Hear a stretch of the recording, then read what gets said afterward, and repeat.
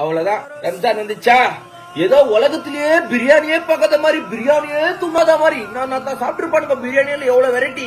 இந்த கம்நாட்டிங்க வருவானுங்க பாரு ரம்ஜானுக்கு நோண்டிக்கினே இருப்பானுங்க நம்மள பிரியாணி பிரியாணி பிரியாணி பிரியாணி. வருஷத்துல எவ்வளவு கஷ்டம் நடக்கும் நம்ம வாழ்க்கையில ஒரு கால் பண்ண மாட்டானுங்க. ஆனா ரம்ஜான் வந்தா மட்டும் போதும் அடிப்பானுங்க பாரு காலு. அவங்க லவ்வரி அவங்க கூட போயிடுச்சுனா கூட இவ்வளவு சந்தேகத்துல அடிப்பானுங்க காலு. நம்மளுக்கு அடிப்பானுங்க பிரியாணி கலாய்ச்சா சந்தேகத்துல. நைட்ல தூக்கத்தை கூட விட்டுட்டு தூக்கத்துக்கு வந்துருவானுங்கப்பா. மமே பிரியாணி மமே அட்வான்ஸ் புக்கிங் வேற ஏதோ தல தளபதி படம் மாதிரி. மமே ஒரு வாரம் முன்னாடி சொல்லிட்டேன் பிரியாணி வந்துடணும் பிரியாணி வந்துடணும் தயிர் பச்சோட வந்துடணும் ஆட்டோ ஒண்ணு ஸ்டேட்டஸ்ல போட்டு விட்டு நம்ம டேக் பண்ணி விட்டு என் பேரு உள்ளா நான் பாட போறேன் நல்லா தப்பு எது செஞ்சு இருந்தா மன்னிச்சிரி அல்ல அப்படின்னு கட் பண்ணாதே. அதை கட் பண்ணும். மொய்தீனே இர்பானே முகமதே காதரே சபீரே மன்சூரே ஜாவிதே அலி போடு பிரியாணி அல்லின்னு வானுங்க.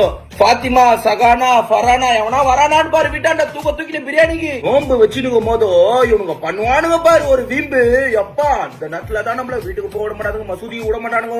என்னன்னா பண்ணுவானுங்க மக்களே இவனுங்க முஸ்லீம் ஃப்ரெண்ட்ஸுங்க வருவானுங்க இந்த மூக்கு சளி முடிஞ்சனுங்க.